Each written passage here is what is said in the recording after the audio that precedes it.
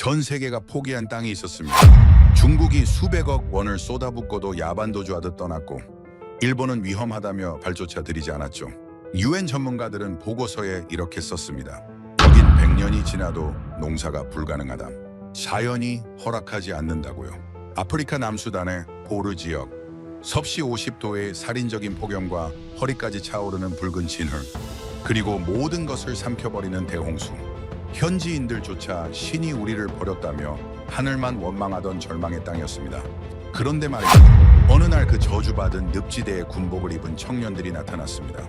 그들은 총 대신 삽을 들었고 최첨단 무기 대신 벽시 한 줌을 가져왔죠. 현지인들은 비웃었습니다. 또 헛수고다 저러다 도망가겠지 하고요.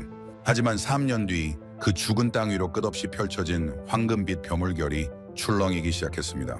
그것도 1년에 3번이나요. 남수단 농업부 장관은 그 들판을 보자마자 펑펑 울면서 외쳤다고 합니다. 당신들은 군인이 아닙니다. 신이 보낸 선물입니다라고요. 도대체 그곳에서 무슨 일이 있었던 걸까요? 한국의 어떤 힘이 불가능을 가능으로 바꿔버린 걸까요? 저는 그 기적을 두 눈으로 목격한 사람입니다. 처음엔 누구보다 냉소했고 누구보다 불신했던 사람이죠. 하지만 지금 저는 이렇게 말할 수 있습니다. 그들이 심은 건 벼가 아니었다고요. 그 가슴 벅찬 천일간의 이야기 지금 바로 시작합니다. 저는 아프리카 남수단 종글레이주 보르에서 태어난 아담 마디알입니다. 28살이고 지금은 마을 농업 지도사로 일하고 있죠. 하지만 몇 년 전만 해도 저는 완전히 다른 사람이었습니다. 희망이라는 단어를 증오했고 내일을 꿈꾸는 것 자체가 사치라고 믿었던 사람이었죠. 그때 저의 하루는 이랬습니다. 새벽 5시에 일어나 유엔 배급소 앞에 줄을 섭니다. 2~3시간을 기다려서 받는 건 옥수수 가루 한 봉지뿐이었어요. 그걸 물에 풀어 죽을 끓이면 그게 하루 식사의 전부였습니다. 맛이요? 없었습니다. 그냥 위장을 속이는 용도였을 뿐이죠. 보르의 환경은 정말 지옥 그 자체였습니다. 건기에는 섭씨 50도를 넘나드는 폭염이 내리쬐었어요. 가만히 서 있어도 현기증이 났고 땅은 거북이 등껍질처럼 쩍쩍 갈라졌죠. 그러다 우기가 시작되면 하늘에 구멍이 뚫린 것처럼 비가 쏟아졌습니다. 백나일강이 범람하면 마을 전체가 거대한 늪으로 변해버렸어요. 발목을 잡아채는 붉은 진흙, 어디서 튀어나올지 모르는 악어와 독사. 그게 제가 태어나고 자란 고향의 풍경이었습니다. 3년 전 중국 사람들이 왔을 때 저도 잠깐 희망을 품었습니다. 거대한 트랙터와 굴착기를 앞세운 그들은 자신만만하게 선언했죠. 이 땅을 바꿔주겠다고요. 저는 통역 보조로 그들과 함께 일했습니다. 열심히 했어요. 드디어 우리 땅에서 곡식이 자라는 걸 볼 수 있을 거라 믿었으니까요. 하지만 첫 번째 우기가 시작되자마자 모든 게 무너졌습니다. 대홍수가 그들의 장비를 진흙 속에 처박아 버렸고 중국 기술자들은 여긴 지옥이다라는 말만 남기고 짐을 쌌죠. 저를 포함한 현지 노동자들에게 밀린 임금조차 주지 않았습니다. 그냥 버리고 떠났어요. 그날 이후 저는 배웠습니다. 희망을 가지면 더 아프다는 것을요. 그래서 포기하는 법을 익혔죠. 꿈을 꾸지 않으면 실망할 일도 없으니까요. 그러던 어느 날 또 외국 군대가 온다는 소문이 들려왔습니다. 이번엔 한국이라는 나라에서 왔대요. 저는 코웃음을 쳤습니다. 한국이 어디 붙어 있는 나라인지도 몰랐지만 어차피 결과는 같을 거라 확신했거든요. 와서 폼 잡다가 도망가겠지. 늘 그랬듯이요. 2013년 5월의 어느 날이었습니다. 마을 어귀에 낯선 차량 행렬이 나타났어요.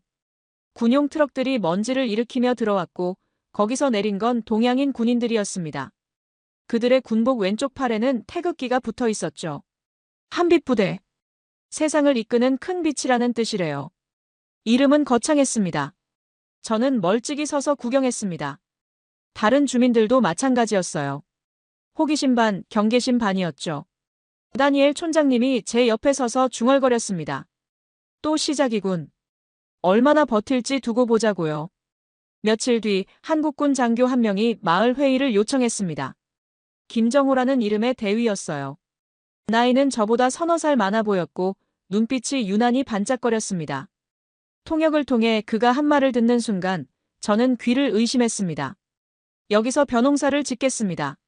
순간 회의장이 조용해졌습니다. 그리고 누군가 픽하고 웃음을 터뜨렸죠. 저였습니다. 참을 수가 없었어요. 벼라고요? 이 죽은 땅에서요? 중국이 수백억 원을 쏟아붓고도 실패한 곳에서 쌀을 키우겠다고요? 김정호 대위는 제 비웃음에도 표정 하나 변하지 않았습니다. 오히려 저를 똑바로 쳐다보며 말했죠. 불가능하다고 생각하시는 거 압니다. 하지만 저희는 다른 방식으로 할 겁니다. 물과 싸우지 않고 물을 이용할 거라고요. 무슨 소린지 하나도 이해가 안 됐습니다. 그냥 또 허풍 떠는 외국인이라고 생각했어요. 회의가 끝나고 다니엘 촌장님이 저를 불러 세웠습니다. 아담, 저들 상대하지 마라. 희망을 가지면 더 아프다. 우린 이미 배웠잖아. 저도 고개를 끄덕였죠. 당연한 말씀이었으니까요. 하지만 이상한 건 그 다음부터였습니다. 한국군들은 말만 하는 게 아니었어요. 다음 날 아침, 그들은 진짜로 삽을 들고 늪지대로 향했습니다. 군복 상의를 벗어던지고 진흙탕 속으로 걸어 들어가는 거였어요. 기계도 없이. 맨손으로요. 저는 언덕 위에서 그 광경을 지켜봤습니다. 미친 사람들이라고 생각했죠. 저렇게 해봤자 소용없을 텐데. 저 폭염에 쓰러지거나 아니면 진흙에 빠져서 허우적대다 포기하겠지. 늘 그랬듯이요. 그런데 해가 지고 다음 날이 되고 또 그 다음 날이 되어도 그들은 멈추지 않았습니다.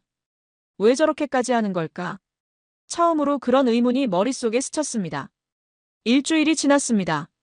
한국군들은 여전히 그 늪지대에서 삽질을 하고 있었어요. 저는 매일 언덕 위에 올라가 그 광경을 지켜봤습니다. 처음엔 비웃으려고 갔는데 어느 순간부터는 이유를 알 수 없는 호기심 때문에 발길이 향했죠. 섭씨 50도가 넘는 폭염이었습니다. 가만히 서 있어도 피부가 타들어가는 것 같은 날씨에 그들은 허리까지 차오르는 붉은 진흙 속에서 삽을 휘두르고 있었어요. 군복 상의는 진작에 벗어던졌고 땀에 젖은 민소매 차림이었습니다. 등짝은 햇볕에 벌겋게 익어가고 있었죠. 중국팀이 왔을 때와는 완전히 달랐습니다. 그들은 거대한 트랙터와 굴착기를 앞세웠거든요. 기계의 힘으로 자연을 눌러버리겠다는 전략이었죠. 하지만 그 무거운 장비들은 진흙탕에 바퀴가 빠져서 꼼짝도 못했습니다. 결국 녹슬어가는 고철 덩어리만 남긴 채 떠났고요. 한국군은 달랐습니다. 애초에 중장비를 가져오지 않았어요. 삽과 곡괭이, 그리고 손수레가 전부였습니다. 기계가 못 가면 우리가 간다. 나중에 김정호 대위에게 들은 말이에요. 처음엔 그게 무모함이라고 생각했습니다. 하지만 지금 돌이켜보면 그건 무모함이 아니라 겸손함이었어요. 자연과 싸우려 하지 않고 자연에 맞추려는 태도였던 거죠. 어느 날 오후, 저는 좀 더 가까이 가서 구경했습니다. 한국군 병사 하나가 진흙 속에서 뭔가를 열심히 파고 있었어요. 20살쯤 되어 보이는 젊은 친구였는데 얼굴은 진흙투성이고 손등에는 물집이 잡혀 있었습니다. 그런데도 웃고 있더라고요. 옆에 있는 동료랑 뭐라고 농담을 주고받으면서요. 저는 이해가 안 됐습니다. 왜 웃지? 저렇게 힘든데 왜 저렇게 즐거워 보이는 거야? 우리 땅도 아닌데, 우리 문제도 아닌데 왜 저 고생을 자처하는 거지? 그때 김정호 대위가 제 옆으로 다가왔습니다. 언제부터 지켜보고 있었는지 모르겠어요. 그는 땀을 훔치며 제게 물었죠. 같이 안 하실 겁니까? 저는 고개를 저었습니다. 헛수고예요. 여긴 안 됩니다. 중국도 실패했잖아요. 김정호 대위는 고개를 끄덕였습니다. 그러더니 이렇게 말했어요. 중국은 물을 적으로 봤습니다. 둑을 쌓아서 물을 막으려 했죠. 근데 저희는 물을 친구로 보려고요. 물이 많으면 물 좋아하는 작물을 심으면 됩니다. 그게 벼예요. 순간 머리를 한 대 맞은 것 같았습니다. 그렇게 단순한 발상인데 왜 아무도 그 생각을 못했을까요? 아니, 어쩌면 생각은 했어도 실행할 엄두를 못 냈던 걸지도 모릅니다. 이 환경에서 벼농사라니 너무 황당하게 들리니까요. 하지만 저는 여전히 믿지 않았습니다. 이론은 그럴듯해도 현실은 다르니까요. 말릭이라는 누에르족 청년이 제 옆에 와서 비아냥거렸어요. 딩카족 녀석, 너도 저 미친 외국인들한테 홀렸냐? 저는 아니라고 대답했습니다. 그냥 구경하는 거라고요. 말릭과 저는 같은 마을에 살았지만 서로 말도 잘 안 섞었습니다. 딩카족과 누에르족은 오랜 세월 서로 싸워왔거든요. 내전의 뿌리도 결국 부족 갈등이었죠. 그 앙금이 어찌나 깊은지 같은 우물물도 나눠 마시지 않을 정도였습니다. 며칠 뒤 저는 충격적인 장면을 목격했습니다. 한국군 병사 한 명이 진흙 속에서 쓰러진 거예요. 열사병이었습니다. 동료들이 급하게 그를 그늘로 옮기고 물을 끼얹었죠. 저는 속으로 생각했습니다. 봐라, 이제 그만두겠지. 위험하다는 걸 깨달았을 테니까. 하지만 그 쓰러졌던 병사가 30분 뒤에 다시 일어나 진흙탕으로 들어가는 거였어요. 비틀거리면서요. 동료들이 말렸지만 그는 고개를 저었습니다. 괜찮습니다. 아직 할 수 있습니다. 그 모습을 보는데 가슴 한구석이 이상하게 뜨거워졌습니다. 뭐지, 이 감정은? 감동인가? 아니야, 그럴 리 없어. 저는 애써 외면했습니다. 어차피 오래 못 갈 거야. 다들 그랬으니까. 저녁이 되자 한국군들은 발전기를 돌려 불을 밝히고 작업을 계속했습니다. 칠흑 같은 어둠 속에서 그 불빛이 유난히 밝아 보였어요. 마치 이 죽은 땅에 떨어진 작은 별 같았죠. 다니엘 촌장님이 제 옆에 서서 한숨을 쉬었습니다. 저것들 진짜 미쳤어. 저러다 다 죽겠네. 저도 고개를 끄덕였습니다. 하지만 마음 한켠에서는 작은 의문이 싹트고 있었어요. 혹시 정말로 될 수도 있는 걸까? 한 달이 지났습니다. 한국군들은 여전히 그 자리에 있었어요. 비가 오나 폭염이 내리쬐나 하루도 빠지지 않고 논을 만들고 있었죠. 늪지대 한쪽에 제법 반듯한 사각형 모양이 만들어지기 시작했습니다. 물기를 내고 둑을 쌓고 땅을 고르는 작업이 조금씩 진척되고 있었어요. 마을 사람들의 반응도 조금씩 달라지고 있었습니다. 처음엔 비웃음뿐이었는데 이제는 신기하다는 표정으로 쳐다보는 사람들이 늘었죠. 진짜 저러다 되는 거 아냐? 하는 수군거림도 들렸습니다. 그러던 어느 날 밤 마을에 불청객이 찾아왔습니다. 가브리엘 오콧. 이 이름을 들으면 보르 지역 사람들은 모두 몸을 움츠립니다. 그는 이 일대를 장악한 군벌 두목이었어요. 딩카족 출신이지만 같은 딩카족에게도 공포의 대상이었죠. 내전 시절 수많은 마을을 약탈했고 저항하는 사람들은 가차없이 처형했습니다. 저는 가브리엘을 너무나 잘 알고 있었습니다. 12살에 부모님을 잃고 소년병으로 끌려갔을 때 저를 데려간 게 바로 가브리엘의 부대였거든요. 4년 동안 그의 밑에서 총을 들었습니다. 차마 입에 담지 못할 일들을 겪었고 차마 입에 담지 못할 일들을 저질렀죠. 16살에 겨우 탈출했지만 그 기억은 평생 저를 따라다녔습니다. 가브리엘이 트럭을 타고 한빛부대 베이스캠프 앞에 나타났을 때 저는 심장이 멎는 줄 알았습니다. 숨어야 해. 저 인간 눈에 띄면 안 돼. 저는 본능적으로 어둠 속으로 몸을 숨겼습니다. 가브리엘은 부하 10여 명을 대동하고 있었어요. 모두 자동소총으로 무장하고 있었죠. 그는 거만하게 트럭에서 내려 한국군 지휘관을 불러냈습니다. 한동혁 대대장이 나왔습니다. 40대 중반쯤 되어 보이는 인상 좋은 군인이었어요. 하지만 그 부드러운 인상과 달리 눈빛은 단단했습니다. 가브리엘이 통역을 통해 말했습니다. 이 땅은 내 관할이다. 여기서 뭘 하든 내 허락이 필요해. 당장 떠나거나 아니면 통행세를 내라. 저는 숨죽이며 지켜봤습니다. 이제 끝이다. 한국군도 떠나겠지. 무장 군벌한테 대항할 수는 없으니까. 중국도 그랬어요. 가브리엘이 협박하자마자 짐 싸서 도망갔거든요. 하지만 한동혁 대대장의 반응은 예상과 달랐습니다. 그는 차분한 목소리로 대답했어요. 우리는 UN 평화유지군입니다. 국제법의 보호를 받고 있죠. 그리고 우리는 이 마을 주민들을 돕기 위해 왔습니다. 떠날 생각 없습니다. 가브리엘의 얼굴이 굳어졌습니다. 그는 자동소총을 든 부하들에게 눈짓을 했어요. 협박의 제스처였죠. 후회하게 될 거다. 여긴 내 나라가 아니야. 한동혁 대대장은 미소를 지었습니다.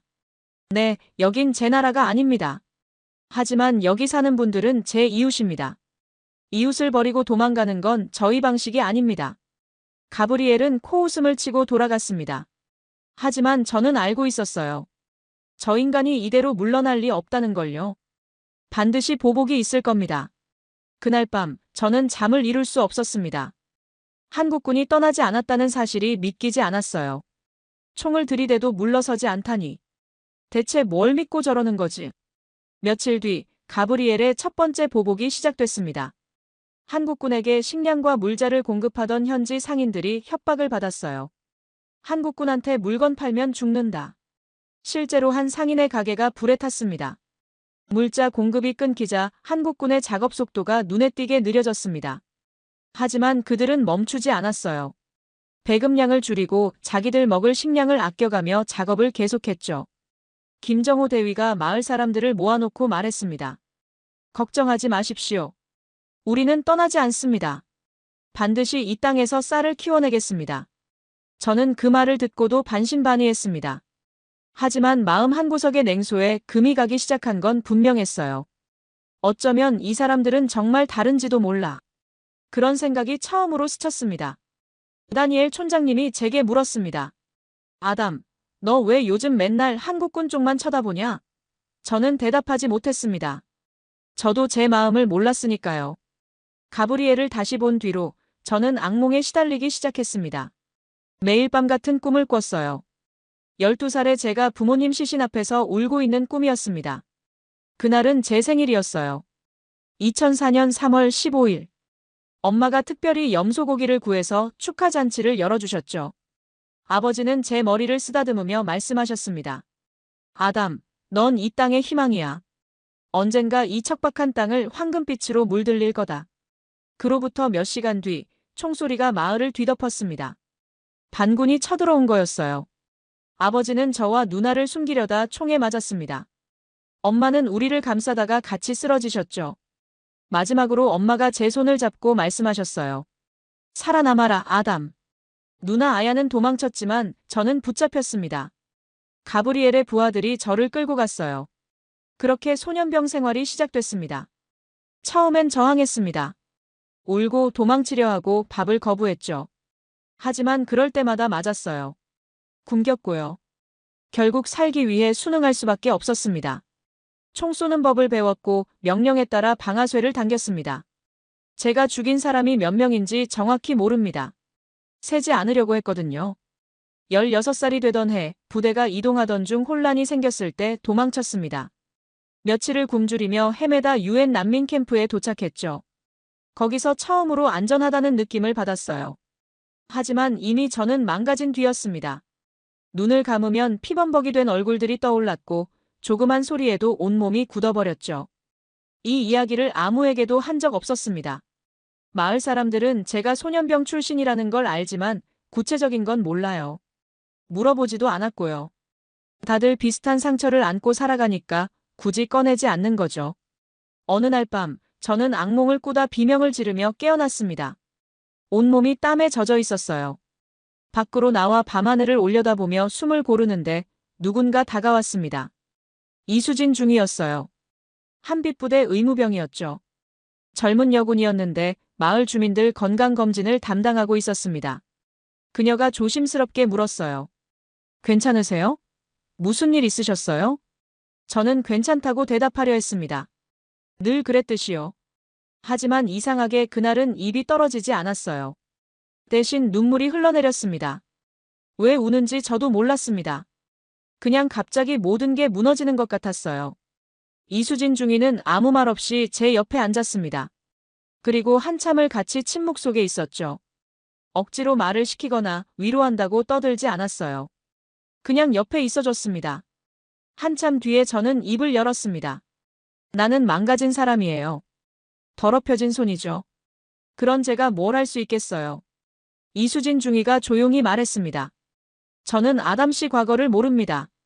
하지만 한 가지는 알아요. 사람은 변할 수 있습니다. 과거가 현재를 결정하는 게 아니에요. 현재의 선택이 미래를 만드는 거죠. 그 말이 가슴에 박혔습니다.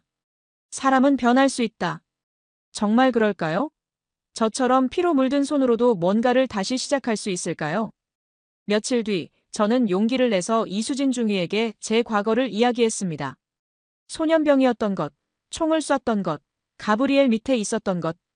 전부요. 말하면서 손이 떨렸습니다. 경멸당할 거라 생각했어요. 하지만 이수진 중위의 반응은 예상 밖이었습니다. 그녀는 제 손을 잡고 말했어요. 말씀해 주셔서 감사합니다.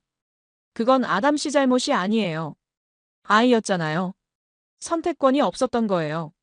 생전 처음으로 누군가에게 용서받은 기분이었습니다. 아니, 용서라기보다는 이해받은 느낌이었죠. 이 사람들은 정말 다르구나.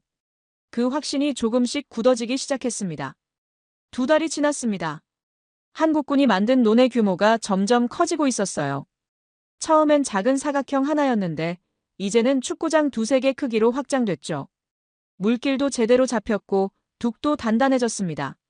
하지만 한국군 병사들의 상태는 말이 아니었어요. 손은 물집이 터져 피투성이고 얼굴은 햇볕에 검게 타서 갈라지고 몸무게는 평균 7~8kg씩 빠졌다고 했습니다. 그런데도 그들은 웃고 있었어요. 힘들다고 투덜대면서도 서로 어깨를 두드리며 농담을 주고받았죠. 저는 매일 언덕에서 그 모습을 지켜봤습니다. 이제는 비웃음이 아니었어요. 뭐라고 설명해야 할지 모르겠지만 가슴이 답답했습니다. 저 사람들은 우리를 위해 저렇게 고생하는데 나는 뭘 하고 있지? 어느 날 오후 충격적인 일이 벌어졌습니다. 다니엘 촌장님이 말없이 바지를 걷어붙이고 논으로 들어간 거예요. 65살의 노인이 30년 동안 희망을 포기하고 살았던 그 사람이 한국군 병사 옆에 서서 삽을 들었습니다. 마을 사람들이 웅성거렸습니다. 촌장님이 왜 저러지? 미쳤나?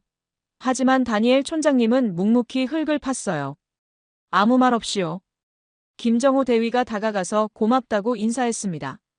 다니엘 촌장님이 대답했어요. 고마운 건 내 쪽이야. 평생 이 땅은 저주받았다고 생각했는데 당신들 보니까 그게 아닌 것 같아서 한번 믿어보려고. 그 말을 듣는 순간 제 안에서 뭔가가 무너졌습니다. 촌장님마저 저러는데 나는 언제까지 방관만 할 건가? 다리가 저절로 움직였습니다. 언덕을 내려가 논 앞에 섰어요. 심장이 두근거렸습니다. 김정호 대위가 저를 보고 미소 지었습니다. 오셨군요. 환영합니다. 저는 아무 말 않고 장화를 빌려 신고 진흙탕으로 들어갔습니다. 발이 푹푹 빠졌어요. 허리까지 차오르는 진흙이 몸을 끌어당겼죠. 이렇게 힘든 줄 몰랐습니다. 옆에서 한국군 병사 하나가 말을 걸었어요. 처음엔 좀 힘들죠? 근데 금방 익숙해질 거예요. 화이팅! 화이팅이 뭔지 몰랐지만 그 밝은 표정에 괜히 기분이 좋아졌습니다. 그날 저녁 놀라운 일이 또 벌어졌습니다. 말릭이 논으로 들어온 거예요. 누에르족인 그가요. 딩카족인 저와 같은 공간에서 일하게 된 겁니다. 말릭과 눈이 마주쳤습니다. 서로 경계하는 눈빛이었죠. 평소 같으면 말도 안 섞었을 겁니다. 하지만 이상하게 그 순간만큼은 부족이 중요하지 않게 느껴졌어요. 우리 둘 다 같은 진흙 속에 서 있었으니까요. 김정호 대위가 우리 둘을 보더니 말했습니다. 여기서는 부족 안 따집니다. 딩카든 누에르든 일한 만큼 똑같이 쌀 가져가는 겁니다. 공평하게요. 말릭이 코웃음을 쳤습니다. 딩카 녀석이랑 같이 일하라고. 하지만 그러면서도 삽을 집어들었어요. 저도 마찬가지였죠. 싫어도 해야 할 것 같았습니다. 처음 며칠은 정말 불편했습니다. 서로 거리를 두고 눈도 안 마주치고 필요한 말만 했죠. 하지만 일주일쯤 지나니까 조금씩 달라졌어요. 같이 무거운 돌을 옮기고 물길이 막히면 같이 파내고 삽질하다 지치면 같이 쉬면서요. 어느 날 말릭이 쉬는 시간에 물통을 제게 건넸습니다. 별 생각 없이 한 행동이었을 거예요. 하지만 저는 멈칫했습니다. 누에르족 물통을 딩카족이 받아 마시다니. 평생 없던 일이거든요. 저는 잠시 망설이다가 물통을 받아 마셨습니다. 그리고 고맙다고 말했죠. 말릭이 어색하게 고개를 끄덕였습니다. 그날 밤 저는 이상한 기분이 들었습니다. 따뜻하다고 해야 할까요? 평생 원수라고 배웠던 사람과 물을 나눠 마시는 게 생각보다 어렵지 않았어요. 오히려 자연스러웠죠. 김정호 대위가 말한 게 이런 걸까요? 부족보다 중요한 게 있다는 걸. 함께 흘리는 땀이 피보다 진하다는 걸. 석 달째 접어들 무렵 예상치 못한 인물이 보루에 나타났습니다. 왕웨이. 3년 전 중국 농업공사 현장 소장이었던 그 사람이에요. 야반도주하듯 떠났던 그 인간이 다시 돌아온 겁니다. 검은색 승용차를 타고 수행원 몇 명을 대동하고 나타났죠. 저는 그를 보자마자 분노가 치밀어 올랐습니다. 3년 전 일이 생생하게 떠올랐거든요. 왕웨이는 처음에 우리한테 좋은 말만 했어요. 함께 일하면 풍요로운 미래가 올 거다. 중국이 너희를 도와줄 거다 하면서요. 저를 포함한 청년 20명이 그 말을 믿고 노동자로 일했습니다. 하지만 현실은 달랐죠. 우리는 새벽부터 밤까지 중노동에 시달렸어요. 약속한 임금은 제대로 지급되지 않았고 항의하면 해고하겠다고 협박했습니다. 그러다 홍수가 나서 사업이 실패하자 왕웨이는 밀린 임금도 안 주고 도망갔어요. 우리는 석 달치 임금을 떼었습니다. 그런 인간이 왜 다시 온 걸까요? 금방 답이 나왔습니다. 한국군의 성공 소식을 들은 거였어요. 왕웨이는 한빛부대 베이스 캠프를 방문해서 한동혁 대대장과 면담을 요청했습니다.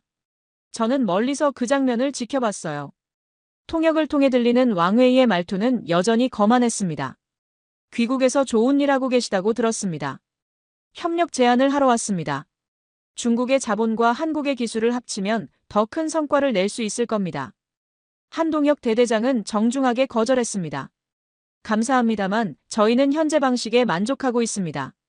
대규모 투자보다 주민들과 함께 천천히 가는 게 저희 방침입니다. 왕웨이의 얼굴이 굳어졌습니다. 그는 억지 미소를 지으며 돌아갔어요. 하지만 저는 알았습니다. 저 인간이 가만히 있을 리 없다는 걸요. 며칠 뒤부터 이상한 일이 벌어지기 시작했습니다. 한국군에게 농자재를 공급하던 업체가 갑자기 계약을 파기했어요. 이유를 물으니 다른 데서 더 좋은 조건을 제시했다고 하더군요. 그 다른 데가 중국 회사라는 건 뻔했습니다. 종자 공급도 차질이 생겼습니다. 한국에서 보내기로 한 특수벽시가 운송 과정에서 억류됐다는 연락이 왔어요. 누군가 세관에 손을 썼다는 소문이 돌았죠. 왕웨이는 마을 사람들에게도 접근했습니다. 돈을 뿌리면서 한국군에 대한 불신을 심으려 했어요. 한국군도 결국 떠날 거다. 중국처럼. 아니, 더 빨리 떠날 거다. 저 사람들 고생하는 거 봐라. 오래 못 버틴다. 몇몇 주민들이 동요했습니다. 특히 아직 농사에 참여하지 않는 사람들 중에서요. 맞아. 어차피 다 헛수고야. 외국인들 믿으면 안 돼. 저도 흔들렸습니다. 솔직히요. 왕웨이 말이 완전히 틀린 건 아니니까요. 한국군이 아무리 열심히 해도 결국 본국으로 돌아가야 하잖아요. 순환 배치라는 게 있다고 했습니다. 몇 달마다 교체된다고요. 그러면 우리는 또 버려지는 거 아닌가? 그런 생각이 들 때마다 김정호 대위 얼굴이 떠올랐습니다. 물집 잡힌 손으로 삽을 쥐던 모습, 쓰러지면서도 일어나던 병사들, 부족을 따지지 않고 공평하게 대해주던 태도. 그게 연기였을까요? 아니, 연기로는 저렇게 못해요. 어느 날 밤 왕웨이가 저를 찾아왔습니다. 어떻게 알았는지 제가 있는 곳으로 직접 왔어요. 아담, 자네 똑똑한 청년이야. 3년 전에도 그랬지. 한국군한테 속지 마. 저들도 결국 이용하고 버릴 거야. 나한테 오면 좋은 자리 줄게. 돈도 많이 벌 수 있어. 저는 그의 얼굴을 똑바로 쳐다봤습니다. 3년 전 밀린 임금, 아직 안 받았습니다. 그것부터 주시죠. 왕웨이의 표정이 일그러졌습니다. 그리고 협박조로 말했어요. 현명한 선택해. 한국군 편 들면 후회할 거야. 저는 대답하지 않았습니다. 그냥 돌아섰죠.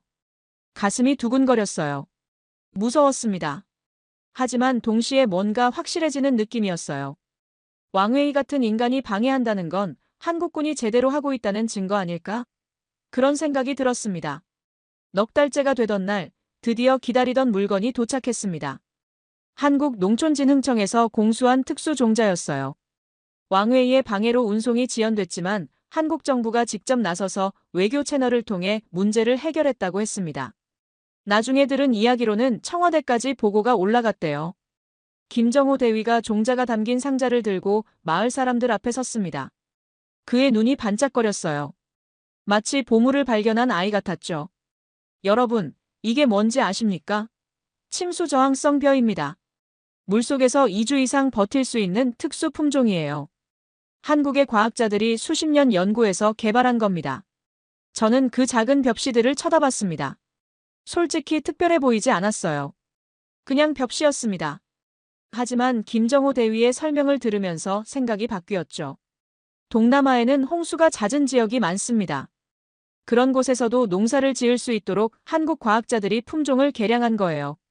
줄기가 물속에서도 빠르게 자라서 수면 위로 올라오고 뿌리가 산소 부족 상태에서도 버틸 수 있는 구조입니다. 이건 단순한 씨앗이 아닙니다. 한국생명공학 기술의 결정체예요. 저는 순간 소름이 돋았습니다. 수십 년간의 연구라고요? 이 작은 벽시 하나에 그렇게 많은 노력이 담겨 있다니. 그리고 그걸 이 아프리카 오지까지 보내준 거고요. 모내기가 시작됐습니다. 저도 처음으로 직접 모를 심어봤어요. 김정호 대위가 옆에서 가르쳐줬습니다. 이렇게 비스듬히 꽂아야 뿌리가 잘 내려요. 간격은 주먹 하나 정도 띄우고요. 생각보다 어려웠습니다. 허리가 끊어질 것 같았고 다리는 지늘게 빠져서 움직이기 힘들었죠. 하지만 이상하게 기분이 좋았어요. 내 손으로 뭔가를 심는다는 느낌. 생명을 키운다는 느낌.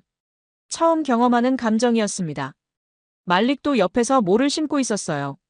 서로 눈이 마주치면 어색하게 고개를 끄덕였죠. 여전히 말은 많이 안 했지만 적대감은 확실히 줄어들었습니다. 모내기가 끝나고 일주일쯤 지나자 논에 초록색 점들이 보이기 시작했습니다. 싹이 튼 거예요. 저는 매일 아침 논에 가서 그 싹들을 확인했습니다. 정말로 자라고 있었어요. 이 죽은 땅에서요. 마을 사람들의 반응도 달라졌습니다. 처음엔 반신반의하던 사람들이 논으로 몰려와서 구경했어요. 세상에, 진짜 잘하네. 이게 되는 거야? 아이들은 논둑에 앉아서 별을 구경하는 게 일과가 됐습니다. 아이샤라는 제 사촌 동생도 그중 하나였어요.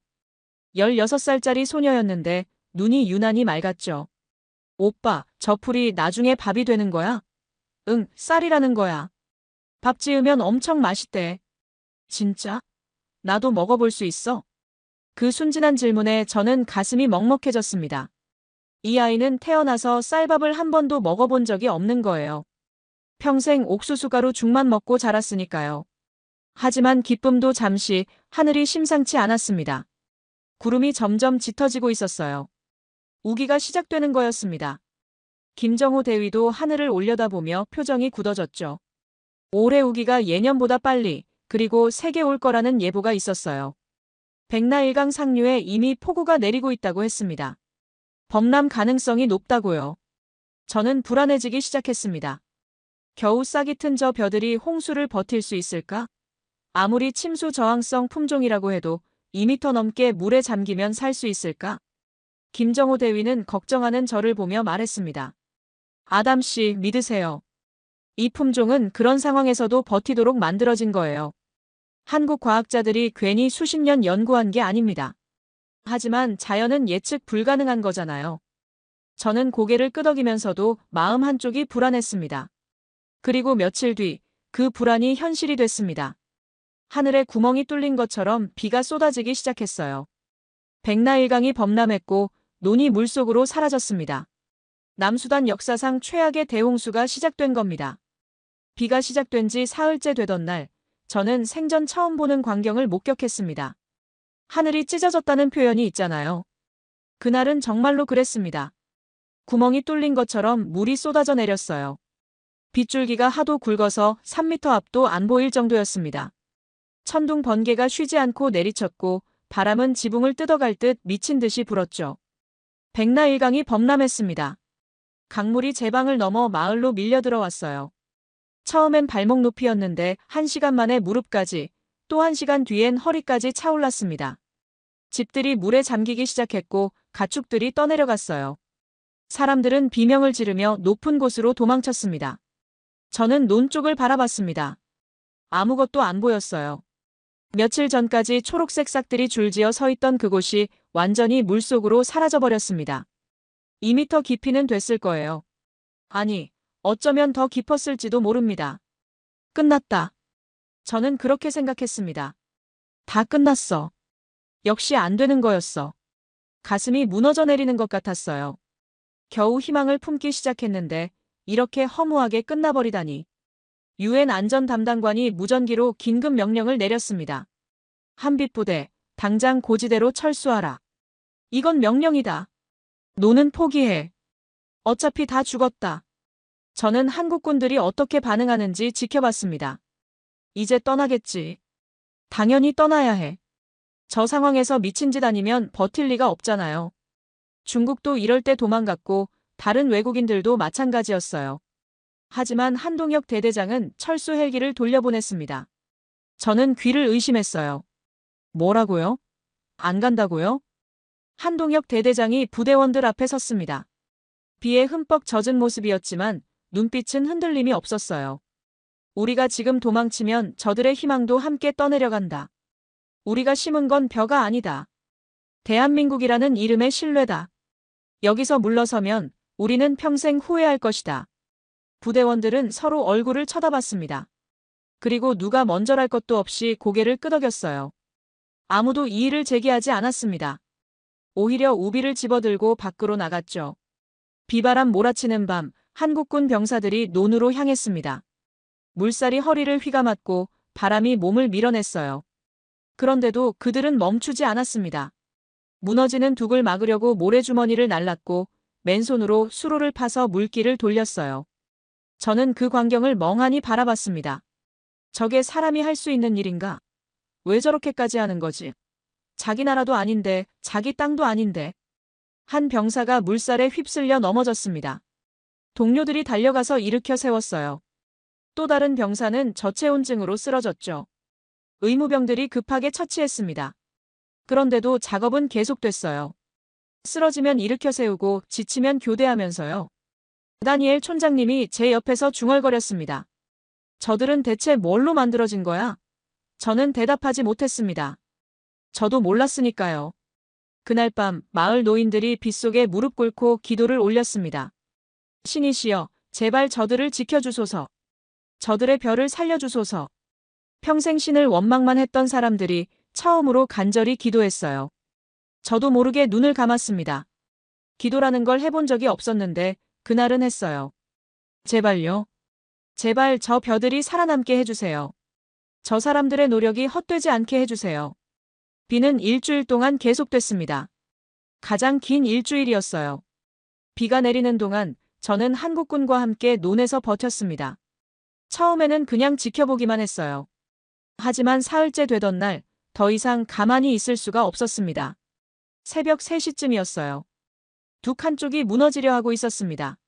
한국군 병사 대여섯 명이 모래주머니를 쌓고 있었는데 손이 모자랐어요. 물살이 너무 셌거든요.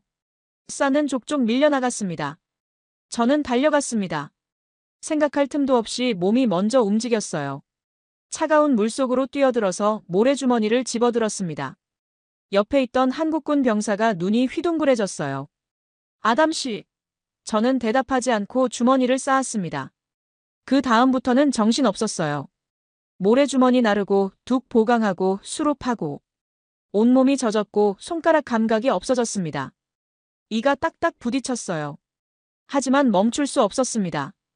저 사람들이 멈추지 않는데 내가 어떻게 멈춰요? 말릭도 왔습니다. 누에르족 청년들 몇 명을 데리고 나타났어요. 딩카족이든 누에르족이든 상관없었습니다. 그냥 다 같이 물과 싸웠어요. 평생 원수라고 배웠던 사람들이 같은 둑을 지키기 위해 어깨를 맞대고 있었습니다. 김정호 대위가 지칠 줄 몰랐어요. 목이 쉬도록 지시를 내리면서 본인도 직접 삽을 들었죠. 손등이 찢어져서 피가 흘렀는데도 멈추지 않았어요. 누군가 붕대를 감아주려 하자 나중에 하라며 손을 뿌리쳤습니다. 닷새째 밤이었습니다. 저는 너무 지쳐서 의식이 희미해졌어요. 눈앞이 뿌옇고 다리가 풀렸습니다. 그대로 물속에 쓰러졌죠. 정신을 차려보니 텐트 안이었습니다. 이수진 중위가 제 옆에 앉아 있었어요. 아담 씨, 괜찮으세요? 과로예요. 좀 쉬셔야 합니다. 저는 일어나려 했습니다. 하지만 몸이 말을 듣지 않았어요. 이수진 중위가 제 어깨를 눌렀죠. 지금 나가면 오히려 방해해요. 쉬세요. 다른 분들이 하고 계세요. 저는 천장을 올려다봤습니다. 빗소리가 들렸어요. 아직 비가 내리고 있었습니다. 저 밖에서 사람들이 싸우고 있는데 나는 여기 누워있다니. 눈물이 났습니다. 왜 우는지 모르겠어요. 그냥 눈물이 흘렀습니다. 이수진 중위가 조용히 말했어요. 아담 씨, 저희랑 함께 해줘서 고마워요. 저는 고개를 저었습니다. 고마운 건 저예요. 당신들이 왜 이러는지 처음엔 몰랐어요. 지금도 완전히 이해하진 못해요. 하지만 한 가지는 알겠어요. 당신들은 진짜예요. 가짜가 아니에요. 엿새째가 되자 비가 조금씩 약해지기 시작했습니다. 구름 사이로 햇살이 비쳤어요. 사람들이 환호성을 질렀습니다. 그치고 있어. 비가 그치고 있어. 하지만 기쁨도 잠시, 모두의 시선이 논 쪽으로 향했습니다. 물은 여전히 가득 차 있었어요. 벼가 있던 곳은 보이지 않았습니다. 2미터 넘게 잠겨 있었죠. 다들 침묵했습니다. 아무도 말을 꺼내지 못했어요. 일주일 동안 죽을 힘을 다해 싸웠는데 결국 벼는 죽은 걸까요? 그 생각에 가슴이 무너져 내렸습니다. 김정호 대위가 입을 열었어요. 물이 빠지면 알 수 있습니다. 아직 판단하기 이릅니다. 하지만 그의 목소리도 평소와 달리 힘이 없었습니다. 모두가 최악을 예상하고 있었어요. 저도 마찬가지였죠. 그날 밤 저는 잠을 이룰 수 없었습니다. 눈을 감으면 초록색 싹들이 떠올랐어요. 그리고 물속으로 사라지는 모습이요. 제발, 제발 살아있어 줘. 이랬지 아침, 드디어 비가 완전히 그쳤습니다. 해가 떴어요. 구름 한 점 없는 파란 하늘이 펼쳐졌습니다. 일주일 만에 보는 햇살이었죠. 하지만 아무도 기뻐하지 않았어요. 모두의 시선은 논 쪽으로 향해 있었습니다. 물이 빠지기 시작했습니다. 천천히요. 백나일강의 수위가 내려가면서 논을 덮었던 물도 조금씩 줄어들었어요. 1시간, 2시간. 사람들은 논둑에 줄지어 서서 지켜봤습니다. 아무 말 없이요. 저는 심장이 터질 것 같았어요. 손에 땀이 났고 다리가 떨렸습니다. 제발, 제발. 그 말만 머릿속에서 맴돌았죠. 오후가 되자 물이 허리 높이까지 빠졌습니다. 그리고 뭔가 보이기 시작했어요. 처음엔 착각인 줄 알았습니다. 물속에서 뭔가 반짝거렸거든요. 초록색이었습니다. 저는 눈을 비볐어요. 헛것이 아니었습니다. 물 빠진 자리에서 초록색 잎들이 고개를 들고 있었어요. 살아 있었습니다. 일주일 동안 2미터 넘는 물속에 잠겨 있었는데 살아 있었어요. 세상에. 누군가 탄성을 질렀습니다. 살아 있어. 벼가 살아 있어. 사람들이 논으로 달려갔습니다. 물이 아직 무릎까지 차 있었지만 상관없었어요. 다들 벼를 만져보고 쓰다듬고 확인했습니다. 정말이었어요. 죽지 않았어요. 김정호 대위가 그 자리에 주저앉았습니다. 그리고 울었어요. 소리 없이 눈물을 흘렸죠. 됐습니다. 됐어요. 살았어요. 다니엘 촌장님도 무릎 꿇고 펑펑 울었습니다. 살았다. 살아났어. 이 죽은 땅에서 생명이 살아났어. 그 울음소리가 들판 전체에 울려 퍼졌어요. 저도 울었습니다. 언제부터 울었는지 모르겠어요. 정신을 차려보니 눈물이 볼을 타고 흘러내리고 있었습니다. 30년간 희망을 포기했던 땅에서 처음으로 기쁨의 눈물이 터져나왔어요. 나중에 김정호 대위가 설명해줬습니다. 침수 저항성 벼의 비밀을요. 이 품종은 물에 잠기면 휴면 상태에 들어간다고 했어요. 에너지 소모를 최소화하면서 버티는 거죠. 그리고 물이 빠지면 다시 깨어나서 자라기 시작한대요. 심지어 어떤 벼들은 물속에서 줄기를 비정상적으로 길게 뻗어서 수면 위로 잎을 내밀고 있었습니다. 살아남으려는 본능이었죠. 그 작은 식물들이 일주일 동안 어둠 속에서 숨참고 버텨낸 거예요. 한국 과학자들이 수십 년 연구한 게 이런 거구나. 저는 새삼 감탄했습니다. 이 작은 벽시 하나에 담긴 기술과 노력이 우리를 살린 거예요. 그날 저녁 마을의 축제 분위기가 감돌았습니다. 오랜만에 웃음소리가 들렸어요. 아이들이 뛰어다니고 어른들이 서로 껴안고 기뻐했죠.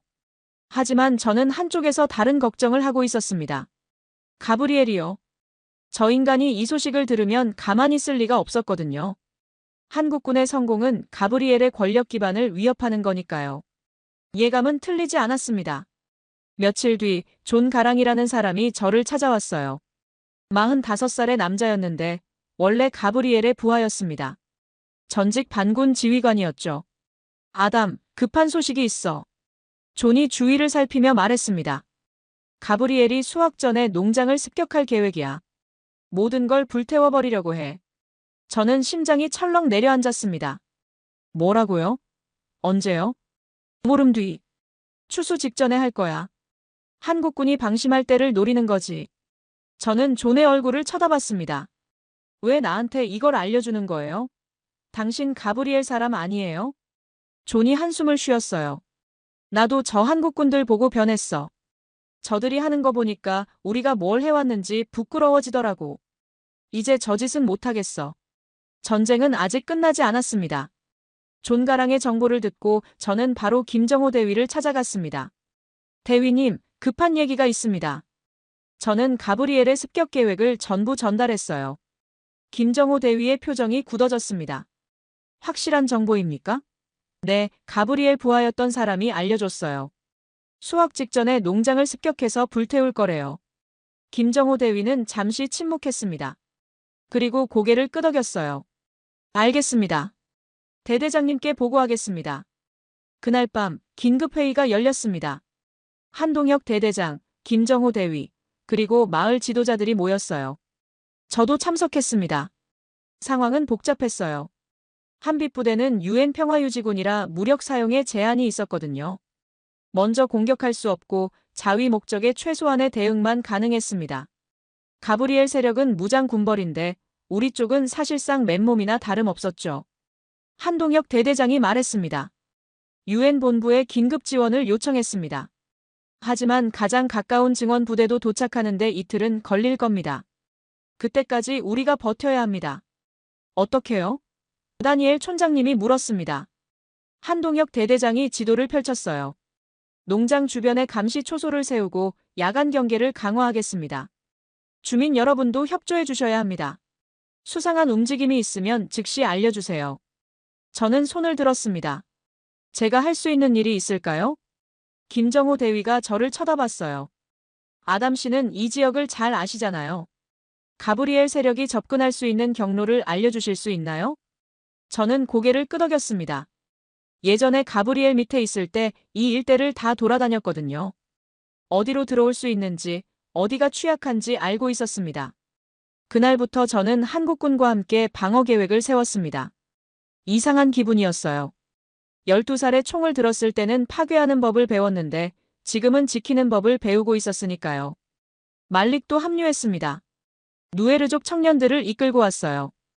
딩카족이랑 누에르족이 같은 편에 서서 싸우는 건 처음 있는 일이었습니다. 우리는 서로 얼굴을 마주보며 어색하게 웃었어요. 말릭이 말했습니다. 야, 딩카 녀석. 죽으면 같이 죽는 거다. 저도 대답했죠. 걱정 마라, 누에르 녀석. 안 죽어. 우리 논 지켜야지. 우리 논. 제가 그렇게 말했어요. 처음으로요. 더 이상 한국군의 논이 아니었습니다. 우리 모두의 논이었어요. 존 가랑도 정식으로 우리 편에 섰습니다. 그는 가브리엘 부대의 내부 사정을 상세히 알려줬어요. 병력 규모, 무장 수준, 지휘 체계 같은 것들이요. 귀중한 정보였습니다. 며칠 동안 준비가 계속됐어요. 농장 주변에 참호를 파고 감시 초소를 세웠습니다. 밤에는 교대로 경계를 섰죠. 한국군 병사들과 마을 청년들이 함께요. 어느 날 밤 경계를 서다가 김정호 대위와 이야기를 나눴습니다. 대위님, 무섭지 않으세요? 저는 솔직히 물었어요. 가브리엘 세력은 무장하고 있잖아요. 우린 총도 제대로 없는데. 김정호 대위가 하늘을 올려다보며 말했어요. 무섭죠. 당연히 무섭습니다. 하지만 더 무서운 건 따로 있어요. 여기서 도망치고 나서 평생 후회하면서 사는 거요. 그건 못 견딜 것 같아요. 저는 그 말에 고개를 끄덕였습니다. 이해가 됐어요. 저도 같은 마음이었으니까요. 평생 도망만 쳤는데 이번엔 도망치고 싶지 않았습니다. 보름이 다가오고 있었습니다. 긴장감이 점점 고조됐어요. 모두가 알고 있었죠. 곧 싸움이 시작된다는 걸요. 그날 밤은 유난히 고요했습니다. 달이 없는 밤이었어요. 하늘엔 별만 총총이 박혀 있었죠. 저는 농장 동쪽 감시 초소에서 경계를 서고 있었습니다. 옆에는 말릭이 있었고 조금 떨어진 곳에 한국군 병사 2명이 배치되어 있었어요. 자정이 넘어갈 무렵 이상한 소리가 들렸습니다. 덤불이 흔들리는 소리였어요. 바람 때문인가 싶었는데 바람이 불지 않았습니다. 저는 말릭에게 손짓했어요. 그도 들은 것 같았습니다. 우리는 숨을 죽이고 어둠 속을 응시했죠. 갑자기 사방에서 불빛이 나타났습니다. 손전등이었어요. 수십 개의 불빛이 농장을 향해 다가오고 있었습니다. 그리고 총소리가 울렸어요. 습격이다.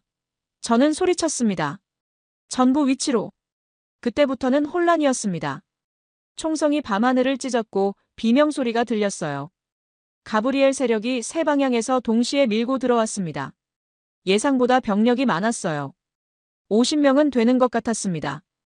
한빛부대는 자위 목적의 방어전을 펼쳤습니다. 하지만 화력에서 열세였어요. 가브리엘 쪽은 자동소총과 기관총까지 갖고 있었거든요.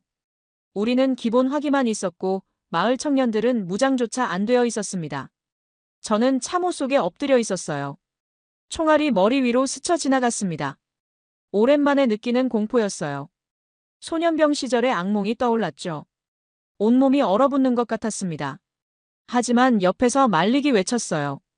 아담, 정신 차려. 여긴 그때가 아니야. 그 목소리에 정신이 번쩍 들었습니다. 맞아요. 여긴 그때가 아니에요. 그때는 시키는 대로 죽이는 거였지만 지금은 지키는 거예요. 완전히 다른 싸움이었습니다. 한동혁 대대장이 무전으로 지시를 내렸어요. 농장 중앙으로 후퇴하라.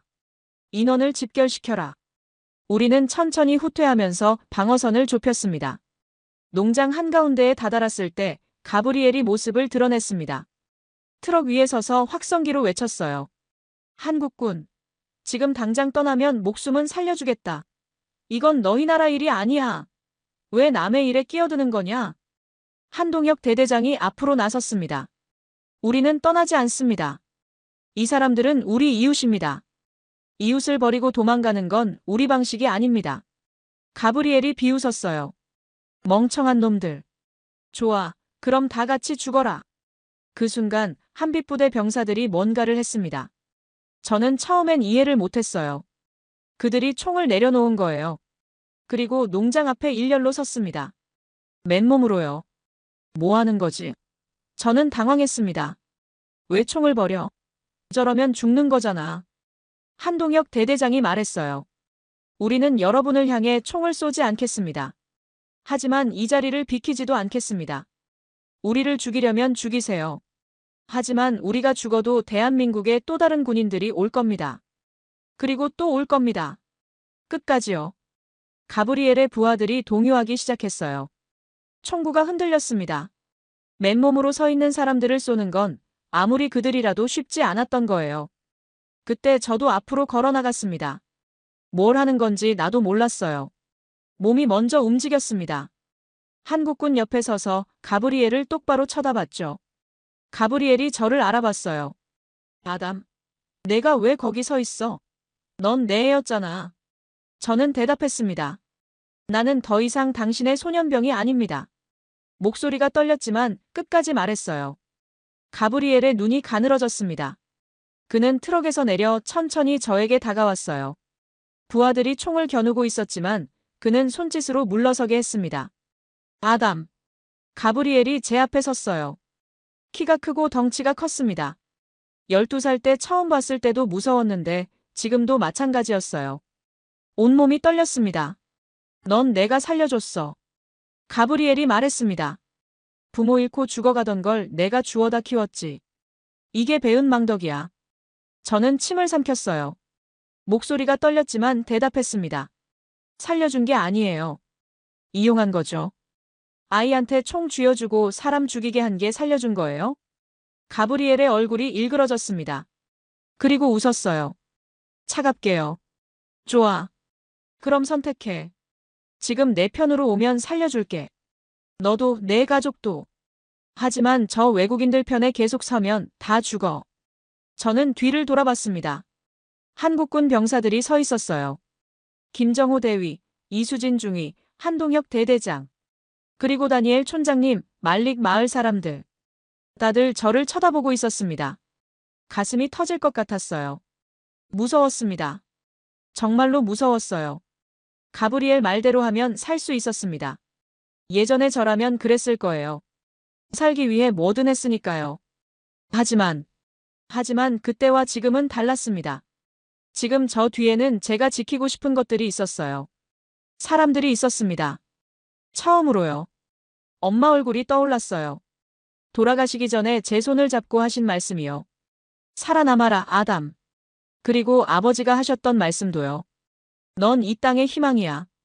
언젠가 이 척박한 땅을 황금빛으로 물들릴 거다. 저는 돌아섰습니다. 가브리엘을 똑바로 쳐다봤어요. 싫습니다. 뭐라고? 가브리엘이 눈을 부릅떴습니다. 저는 당신 편에 안 섭니다. 목소리가 더 이상 떨리지 않았어요. 이상하게 마음이 차분해졌습니다. 당신은 파괴하는 사람이에요. 저도 예전엔 그랬죠. 하지만 이제 저는 지키는 사람이 되고 싶어요. 저 사람들처럼요. 가브리엘의 얼굴이 분노로 일그러졌습니다. 미친 새끼. 죽고 싶어? 그때 뒤에서 발소리가 들렸습니다. 돌아보니 말릭이었어요. 그가 제 옆에 섰습니다. 그리고 다니엘 촌장님도요. 존 가랑도요. 마을 사람들이 하나둘 앞으로 나와서 제 뒤에 줄지어 섰습니다. 딩카족, 누에르족 상관없었어요. 남자, 여자 상관없었습니다. 모두가 그 자리에 서 있었어요.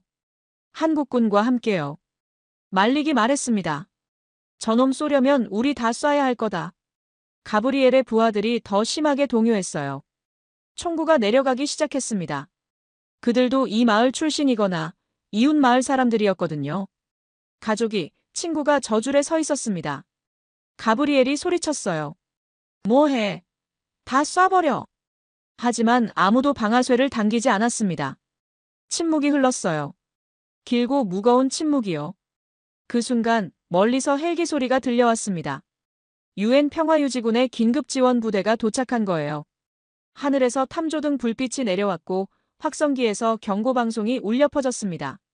무장 세력은 즉시 무기를 내려놓고 해산하라. 반복한다. 즉시 무기를 내려놓아라. 가브리엘의 부하들이 뿔뿔이 흩어지기 시작했어요. 가브리엘은 이를 악물고 저를 노려봤습니다.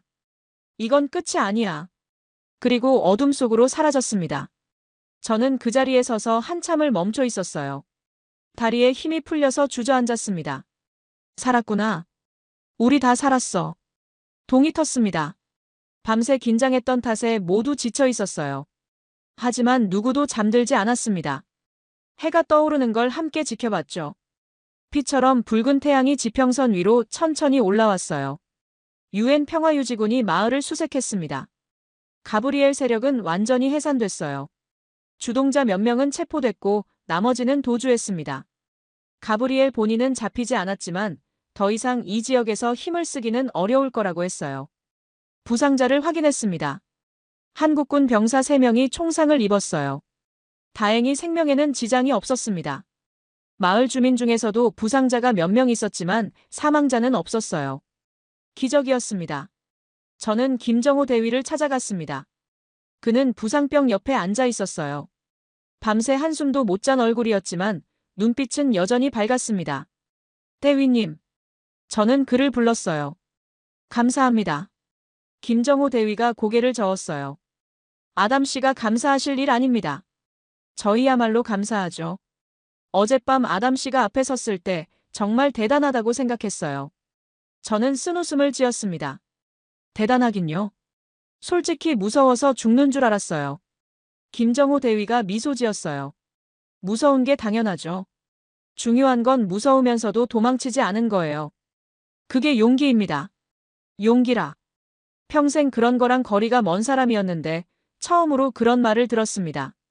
저는 입을 열었어요. 대위님, 아니. 그리고 멈칫했습니다. 뭐라고 부를지 망설여졌거든요.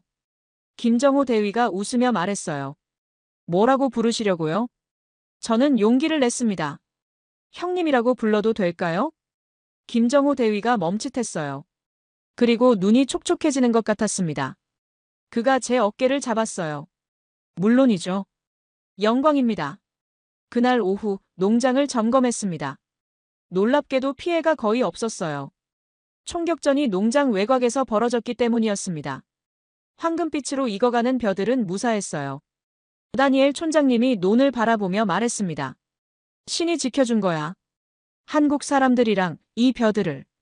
저는 촌장님 말씀에 동의했어요. 하지만 한 가지 덧붙이고 싶었습니다. 신도 지켜줬겠지만 사람들이 지킨 거예요. 한국 형님들이, 그리고 우리 모두가. 말릭이 다가와서 제 어깨를 툭 쳤어요. 야, 딩카 녀석. 어젯밤 꽤 멋있었다. 저도 웃으며 대답했죠. 너도 안 도망갔잖아, 누에르 녀석. 우리는 서로 마주보고 웃었습니다. 언제부터 이렇게 됐는지 모르겠어요. 원수였던 두 부족이 이제 형제처럼 농담을 주고받고 있었습니다. 저녁이 되자 한국군 취사병 최용준 병장이 특별 식사를 준비했어요. 뭐냐고 물으니까 비밀이라며 웃었습니다. 얼마 뒤 솥뚜껑이 열렸어요. 하얀 김이 모락모락 피어올랐습니다. 쌀밥이었어요. 한국에서 가져온 쌀로 지은 밥이었습니다. 아직 우리 논의 쌀은 수확 전이니까 이건 맛보기예요. 최용준 병장이 말했어요. 곧 여러분이 키운 쌀로 밥 지을 수 있을 겁니다. 저는 태어나서 처음으로 쌀밥을 먹어봤습니다. 한 숟가락 입에 넣는 순간 눈이 커졌어요. 달았습니다. 진짜로 달았어요. 옥수수가루 죽과는 완전히 다른 맛이었습니다. 이게 쌀밥이구나. 드디어 수확의 날이 왔습니다. 그날 아침 저는 해 뜨기 전에 일어났어요. 흥분돼서 잠을 잘 수가 없었거든요. 밖으로 나가니 마을 사람들이 이미 논둑에 모여 있었습니다. 다들 저처럼 잠을 못 잔 모양이었어요. 해가 떠오르자 황금빛 물결이 눈앞에 펼쳐졌습니다. 정말로 황금빛이었어요. 비유가 아니라요. 익은 벼이삭이 햇살을 받아 반짝반짝 빛났습니다. 그 광경을 보는데 눈물이 났어요. 왜 우는지 모르겠어요. 그냥 너무 아름다워서요. 다니엘 촌장님이 논 앞에 서서 말했습니다. 30년 전 이 땅에 처음 왔을 때 나는 희망을 품었었어. 좋은 땅이니 곡식이 자랄 거라고 믿었지. 하지만 자연은 우리를 배신했고 외국인들도 배신했어. 난 희망을 버렸어. 근데 오늘 30년 만에 다시 희망을 봤어. 촌장님의 목소리가 떨렸습니다. 눈가가 젖어 있었어요. 한국에서 온 친구들 덕분이야. 그들이 우리에게 희망을 다시 가르쳐줬어. 오늘 우리는 기적을 수확하는 거야. 수확이 시작됐습니다. 트랙터가 논으로 들어갔어요. 말리기 운전석에 앉아 있었습니다. 박성민 상사에게 배운 실력을 뽐내는 거였죠. 능숙하게 기계를 몰면서 벼를 베어냈습니다. 저도 낫을 들고 수작업으로 벼를 베었어요. 허리가 아팠지만 기분이 좋았습니다. 내 손으로 심고, 내 손으로 지키고, 내 손으로 수확하는 거니까요. 김정호 대위가 옆에서 같이 일했습니다. 형님, 얼마나 나올 것 같아요? 저는 물었죠. 목표는 500kg이었거든요. 솔직히 그것도 대단한 거라고 생각했어요. 김정호 대위가 웃으며 대답했어요. 글쎄요. 가보면 알겠죠. 오후가 되자 첫 번째 수확량 측정이 시작됐습니다. 트랙터에서 쏟아진 벼를 계량기에 올렸어요. 숫자가 올라가기 시작했습니다. 500, 1000, 2000. 사람들이 숨을 죽이고 지켜봤어요. 숫자는 계속 올라갔습니다. 3000, 4000. 멈췄습니다. 5000kg. 5톤이었어요. 잠시 침묵이 흘렀습니다. 그리고 환호성이 터졌어요. 사람들이 서로 껴안고 뛰어다녔습니다. 다니엘 촌장님이 무릎 꿇고 하늘을 향해 기도했어요. 아이들은 벼 더미 위에서 뒹굴었죠. 목표의 10배였습니다. 유엔이 100년 지나도 불가능하다던 그 땅에서 한국군은 단 1년 만에 목표의 10배를 달성한 거예요. 김정호 대위가 저를 끌어안았습니다. 해냈어요, 아담 씨. 아니, 아담 동생. 우리 해냈어요. 저도 형님을 껴안았어요. 네, 형님. 우리 해냈어요. 저녁이 되자 유엔 관계자들과 기자들이 몰려왔습니다. 헬기가 보르상공을 날았어요. 황량한 붉은 사막이어야 할 곳에 지평선 끝까지 황금빛 들판이 펼쳐져 있었으니까요. 마치 한국의 김제평야를 옮겨놓은 것 같다고 누군가 말했어요. 한동혁 대대장이 기자들 앞에서 인터뷰를 했습니다. 이건 저희만의 성과가 아닙니다. 마을 주민들과 함께 이룬 겁니다. 특히 아담 마디알 씨를 비롯한 청년들이 없었다면 불가능했을 거예요. 제 이름이 불리자 얼굴이 화끈거렸어요. 저는 그냥 조금 도왔을 뿐인데요. 김정호 대위가 제 어깨를 두드렸습니다. 조금이 아니에요. 아담 동생이 먼저 믿어줬기 때문에 다른 사람들도 따라온 거예요. 그게 얼마나 큰 건지 알아요? 그날 밤 저는 논둑에 앉아서 별을 바라봤습니다. 황금빛 들판이 달빛 아래 은빛으로 빛나고 있었어요. 1년 전만 해도 상상도 못했던 풍경이었습니다. 이 땅은 황금빛으로 물들 거다. 아버지의 유언이 떠올랐어요. 정말로 이루어졌습니다. 수확 다음 날 마을 잔치가 열렸습니다. 한빛부대 취사병들이 가마솥을 걸었어요. 갓 수확한 햅쌀로 밥을 지었습니다. 우리 논에서 나온 쌀이요. 하얀 김이 모락모락 피어오르고 윤기 자르르 흐르는 쌀밥이 완성됐습니다. 마을 사람들이 줄을 섰어요. 모두의 눈이 기대감으로 반짝였습니다. 특히 아이들은 앉아있지를 못하고 깡충깡충 뛰어다녔죠. 제 사촌 동생 아이샤가 맨 앞줄에 서 있었어요. 16살 소녀의 눈이 접시만 해졌습니다. 오빠, 이게 진짜 쌀밥이야? 저는 웃으며 고개를 끄덕였죠. 그래, 우리가 키운 쌀이야. 아이샤가 한 숟가락 입에 넣었습니다. 씹는 동안 표정이 변했어요. 눈이 커지고 볼이 발그레해지고 입꼬리가 올라갔습니다. 엄마, 입에서 녹아요. 사탕보다 더 달아요. 그 외침에 다들 웃음을 터뜨렸어요. 어른들도 쌀밥을 먹어보고 같은 반응이었습니다. 평생 옥수수가루 죽만 먹던 사람들에게 쌀밥은 단순한 음식이 아니었어요. 천국의 맛이었습니다. 다니엘 촌장님이 한 숟가락 먹고 눈물을 흘렸어요. 이게 쌀이구나. 죽기 전에 먹어보게 됐네. 고마워. 정말 고마워. 저도 우리 논 쌀밥을 먹었습니다. 열흘 전에 한국 쌀로 지은 밥을 먹어봤지만 이건 또 달랐어요. 같은 쌀밥인데 더 맛있었습니다. 내 손으로 키운 거니까요. 내 땀이 들어간 거니까요. 잔치가 무르익자 다니엘 촌장님이 자리에서 일어났습니다. 여러분, 들어보세요. 사람들이 조용해졌어요. 이 쌀에 이름을 붙여야겠어요. 촌장님이 말했습니다. 이건 그냥 쌀이 아니에요. 한국 사람들과 우리가 피땀 흘려 만든 형제의 결정체예요. 그래서 이름을 코로스라고 하겠습니다. 코로스? 누군가 물었어요. 코리아의 코와 우리말로 쌀을 뜻하는 로스를 합친 거예요. 코로스. 한국과 남수단이 함께 만든 쌀이라는 뜻이죠. 사람들이 환호했습니다. 코로스. 코로스. 한국군 병사들도 박수를 쳤어요. 김정호 대위가 감동받은 표정으로 촌장님께 인사했습니다. 코로스라. 저는 그 이름을 입속으로 되뇌었어요. 정말 좋은 이름이었습니다. 이 쌀에 담긴 의미를 완벽하게 표현하는 이름이었어요. 잔치는 밤늦게까지 계속됐습니다. 사람들이 노래하고 춤췄어요. 딩카족 전통 춤이 나오고 누에르족 노래가 나왔습니다. 그리고 놀랍게도 한국 노래도 나왔어요. 아이들이 곰 3마리를 불렀습니다. 한국군 병사들이 가르쳐 준 거였어요. 곰 3마리가 한 집에 있어. 아빠 곰, 엄마 곰, 애기 곰. 발음이 엉망이었지만 그래서 더 귀여웠어요. 그리고 아리랑도요. 아리랑 아리랑 아라리요. 어른들도 따라 불렀습니다. 가사 뜻은 몰랐지만 멜로디가 좋았거든요. 슬프면서도 희망찬 느낌이랄까요? 우리 정서랑 비슷한 게 있었어요. 말릭이 제 옆에 앉았습니다. 술은 없었지만 기분은 취한 것 같았어요. 야, 딩카 녀석. 말릭이 말했습니다. 우리 이제 형제 아니냐? 저는 웃었어요. 그러게. 누에르 녀석이랑 형제가 될 줄 누가 알았겠어. 말릭이 손을 내밀었습니다. 저는 그 손을 잡았어요. 악수였지만 그 이상의 의미가 있었습니다. 평생 원수라고 배웠던 두 부족이 이 쌀밥 한 그릇 앞에서 형제가 된 거예요. 김정호 대위가 말한 게 맞았습니다. 총칼로도 해결 못한 부족 갈등을 함께 흘린 땀이 녹여버렸어요. 이게 진짜 평화 아닐까요? 무기가 아니라 곡식으로 만드는 평화요. 코로스 소식은 전 세계로 퍼져나갔습니다.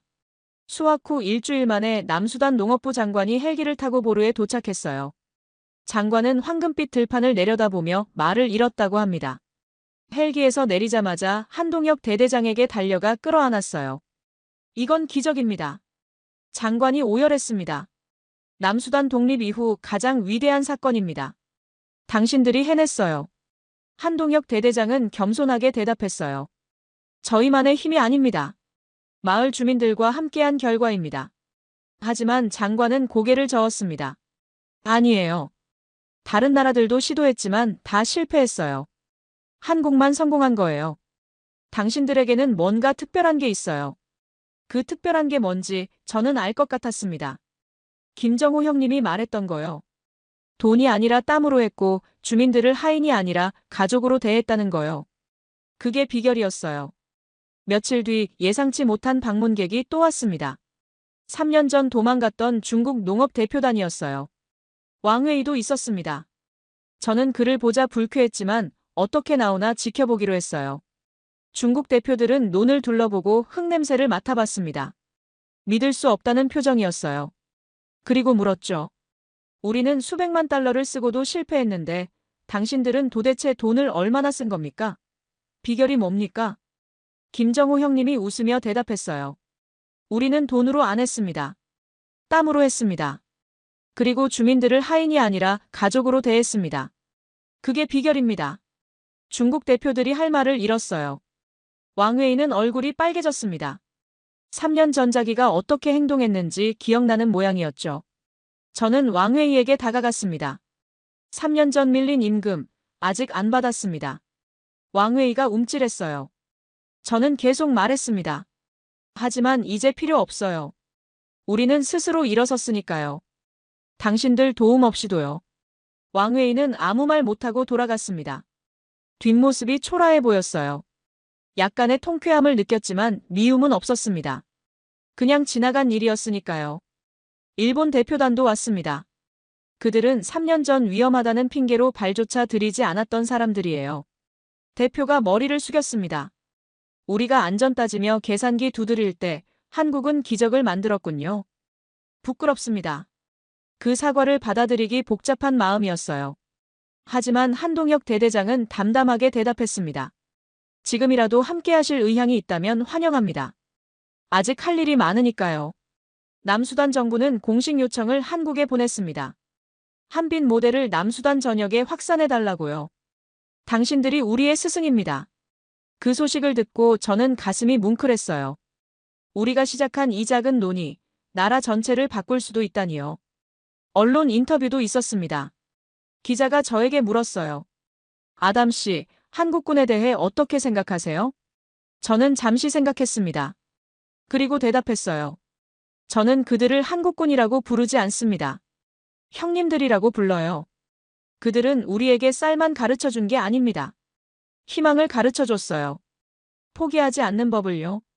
그 인터뷰가 나간 뒤 한국에서 연락이 많이 왔다고 했습니다. 한국 국민들이 한빛 부대를 자랑스러워한다고요. 저도 자랑스러웠어요. 제 형님들이니까요. 기적은 여기서 끝이 아니었습니다. 기적은 여기서 끝이 아니었습니다. 첫 수학이 끝나고 보름쯤 지났을 때 김정호 형님이 마을 회의를 소집했어요. 무슨 발표가 있다면서요? 저는 무슨 얘긴가 싶어서 앞자리에 앉았습니다. 형님이 칠판 앞에 섰어요. 그리고 충격적인 선언을 했습니다. 이제 1년에 농사를 3번 짓겠습니다. 회의장이 웅성거렸어요. 산모작이요? 이 땅에서요? 한 번 성공한 것도 기적인데 3번이라니요. 유엔 전문가들도 고개를 저었습니다. 이보세요, 한국군인 양반들. 운 좋아서 한 번 성공한 건 알겠는데 산모작은 동남아 비옥한 땅에서도 힘든 겁니다. 남수단 기후와 토양에서는 불가능해요. 욕심 부리지 마세요. 하지만 김정호 형님은 자신있게 대답했어요. 저희는 이미 계획을 세워뒀습니다. 우기에는 물에 강한 만생종 벼를 심고 건기에는 빨리 자라는 조생종 벼와 잡곡을 번갈아 심는 로테이션 시스템을 구축할 겁니다. 한국농촌진흥청과 협의해서 이 지역 기후에 맞는 품종 조합을 찾아냈어요. 형님은 칠판에 도표를 그렸습니다. 1년 12달을 3구간으로 나눠서 각 시기에 어떤 작물을 심고 수확하는지 보여줬어요. 치밀한 계획이었습니다. 그냥 욕심이 아니라 과학적 근거가 있는 도전이었죠. 저는 손을 들었어요. 형님, 저도 돕겠습니다. 뭘 하면 될까요? 형님이 웃었습니다. 아담 동생, 이번에는 동생이 주도해봐요. 제가 가르쳐드린 거 다 기억하죠? 이제 동생이 다른 사람들을 이끄는 거예요. 저는 긴장됐어요. 지금까지는 시키는 대로만 했거든요. 이끈다는 건 다른 차원의 일이었습니다. 하지만 형님이 믿어주시니까 해보고 싶었어요. 그날부터 저는 농업 지도사 역할을 맡았습니다. 마을 청년들을 모아서 팀을 짰어요. 말리기 부팀장이 됐죠. 딩카족이랑 누에르족이 한 팀이 되어 일하는 건 보르 역사상 처음 있는 일이었습니다. 박성민 상사에게 트랙터 운전을 본격적으로 배웠어요. 처음엔 기어 넣는 것도 헷갈렸는데 한 달쯤 지나니까 혼자서도 능숙하게 몰 수 있게 됐습니다. 이양기 수리법, 수로 관리법, 비료 배합법까지 형님들이 아는 모든 걸 스펀지처럼 흡수했어요. 말릭은 저보다 기계에 더 소질이 있었어요. 금방 트랙터 운전의 달인이 됐죠. 선글라스 끼고 능숙하게 기계를 몰면서 논을 갈아엎는 모습이 꽤 멋있었습니다. 제가 이 기계 고쳤어요. 말릭이 자랑스럽게 외쳤어요. 이제 한국 형님들 없어도 제가 할 수 있어요. 그 모습을 보면서 김정호 형님이 흐뭇하게 웃었습니다. 이게 바로 저희가 원하는 거예요. 물고기를 주는 게 아니라 낚시하는 법을 가르쳐 주는 거죠. 산모작 계획은 순조롭게 진행됐습니다. 첫 번째 수확 후 바로 두 번째 모내기를 했어요. 이번에는 조생종벼였습니다. 성장 기간이 짧아서 석 달 만에 수확할 수 있는 품종이었죠. 저는 매일 논에 나가서 벼들을 살폈어요. 제가 책임지고 있다는 느낌이 들었습니다. 단순히 일하는 게 아니라 이끌고 있다는 느낌이요. 부담도 됐지만 뿌듯함이 더 컸어요. 두 번째 수확도 성공했습니다. 세 번째 농사는 잡곡과 채소를 심었어요. 그것도 잘 자랐습니다. 정말로 1년에 3번 수확하는 기적이 일어난 거예요. 유엔 전문가들이 다시 찾아왔습니다. 이번에는 고개를 저으려 왔던 게 아니라 배우러 왔어요. 어떻게 가능한 건지 연구하고 싶다고 했습니다. 한빛 모델을 다른 지역에도 적용할 수 있는지 검토하겠다고요. 저는 그들에게 김정호 형님이 가르쳐준 것들을 설명했어요. 품종 선택, 물 관리, 토양 개선, 로테이션 시스템. 말하면서 제가 정말 많이 배웠구나 실감했습니다. 어느 날 밤, 저는 오랫동안 미뤄뒀던 일을 했습니다. 케냐 난민 캠프에 있는 누나 아얀에게 편지를 쓴 거예요. 3년 만에 쓰는 편지였습니다. 누나, 나야 아담이야. 오랫동안 연락 못해서 미안해. 사실 연락할 마음이 없었어. 희망이 없었거든. 내일이 오늘보다 나을 거라는 믿음이 없었어.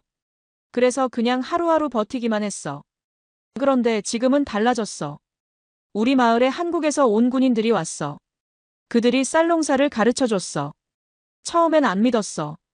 또 속을 거라고 생각했지. 중국 사람들처럼, 다른 외국인들처럼 떠날 거라고 생각했어. 근데 그들은 달랐어. 홍수가 나도 안 떠났어. 군벌이 협박해도 안 물러섰어. 끝까지 우리랑 함께 했어. 진짜였어. 지금 나는 농업 지도사가 됐어. 내 손으로 쌀을 키우고 있어. 1년에 3번이나. 아버지가 말씀하셨잖아. 언젠가 이 땅을 황금빛으로 물들릴 거라고. 정말로 그렇게 됐어. 누나, 이제 희망을 가져도 돼. 나도 그렇게 배웠어. 포기하지 않으면 기적이 일어난다는 거. 보고 싶어. 언젠가 꼭 만나자. 동생 아담. 편지를 보내고 한 달 뒤 답장이 왔습니다. 손이 떨려서 봉투를 뜯기 힘들었어요. 아담, 편지 받고 얼마나 울었는지 몰라. 살아있어서 다행이야. 그리고 내가 변했다니 정말 기뻐. 솔직히 걱정했어. 내가 어떻게 살고 있는지, 아직도 그 어둠 속에 있는 건 아닌지. 근데 편지 읽으면서 느꼈어. 우리 아담이 어른이 됐구나. 아버지 닮은 사람이 됐구나. 나도 여기서 열심히 살고 있어. 난민 캠프에서 아이들 가르치는 일을 해. 힘들지만 보람 있어. 언젠가 꼭 다시 만나자. 그때 오빠가 키운 쌀밥 먹여줘. 사랑해, 동생아. 누나 아얀. 그 편지를 읽으면서 저도 펑펑 울었어요. 가족이 있다는 게, 기다려주는 사람이 있다는 게 이런 느낌이구나. 그 즈음 마을에 새로운 도로가 완공됐습니다. 한빛 부대가 건설한 도로였어요. 모르신의 중심을 관통하는 포장도로. 우기에도 진흙탕이 안 되는 제대로 된 도로였죠. 그 도로에 이름이 붙었습니다. 한빛로. 명명식 날, 저는 그 도로를 천천히 걸어봤어요. 발밑에 단단한 아스팔트가 느껴졌습니다. 1년 전만 해도 진흙탕이었던 곳이에요. 이제는 트럭이 달릴 수 있는 도로가 됐습니다. 이것도 형님들이 남긴 거구나. 쌀만이 아니라 도로도 기술도 희망도. 전부 다요. 모든 만남에는 이별이 있습니다. 한빛 부대는 순환 배치제로 운영됐어요. 몇 달마다 새로운 부대가 와서 교체되는 거죠. 김정호 형님을 포함한 초기 멤버들이 본국으로 돌아갈 시간이 됐습니다. 출발 이틀 전 형님이 저를 불렀어요. 논둑에서 만나자고요. 해질 무렵이었습니다. 저는 논둑에 앉아서 형님을 기다렸어요. 황금빛 들판이 저녁 노을에 물들어 있었습니다. 붉은색과 금색이 섞인 환상적인 풍경이었죠. 1년 전만 해도 붉은 진흙밭이었던 곳이에요. 형님이 왔습니다. 옆에 앉았어요. 한참 동안 아무 말 없이 들판을 바라봤습니다. 예쁘죠? 형님이 먼저 입을 열었어요. 네. 저는 고개를 끄덕였습니다. 정말 예뻐요. 처음 왔을 때 기억나요? 형님이 물었어요. 아담 동생이 언덕에서 저희 비웃던 거. 저는 쓴웃음을 지었습니다. 미안해요, 형님. 그때 저는 진짜 형님들이 실패할 거라고 확신했어요. 형님이 웃었어요. 저도 솔직히 무서웠어요. 진짜 될까 싶었죠. 근데 아담 동생이 먼저 진흙탕에 들어왔을 때 그때 확신이 생겼어요. 되겠다고요. 저요? 저는 놀랐습니다. 제가 뭘 했다고요? 형님이 저를 쳐다봤어요. 아담 동생이 변하는 걸 보면서 저희도 힘을 얻었어요. 가장 냉소적이었던 사람이 가장 열심히 하는 걸 보면 다른 사람들도 따라오거든요. 동생이 다리 역할을 해준 거예요. 저희와 마을 사람들 사이에서요. 저는 말문이 막혔어요. 그런 생각을 해본 적이 없었거든요. 저는 그냥 제 앞에 있는 일을 했을 뿐인데. 형님이 하늘을 올려다봤습니다. 별이 하나둘 나타나고 있었어요. 아담 동생, 저 내일 모레 떠나요. 알아요. 저는 고개를 숙였습니다. 목소리가 떨렸어요. 형님이 없으면 어떡해요? 아직 배울 게 많은데. 형님이 제 어깨를 잡았어요. 아담 동생, 이제 동생이 가르칠 차례예요. 동생이 배운 걸 다음 세대한테 전해주는 거죠. 그게 저희가 진짜로 원하는 거예요. 언젠가 저희 없이도 이 땅이 계속 황금빛으로 빛나는 거요. 저는 눈물이 났어요. 참으려 했는데 안 됐습니다. 형님 앞에서 우는 게 창피했는데 멈출 수가 없었어요. 형님, 제가 말했어요. 꼭 다시 올 거죠? 형님이 제 눈을 똑바로 쳐다봤습니다. 그리고 고개를 끄덕였어요. 약속합니다. 언젠가 반드시 다시 올게요.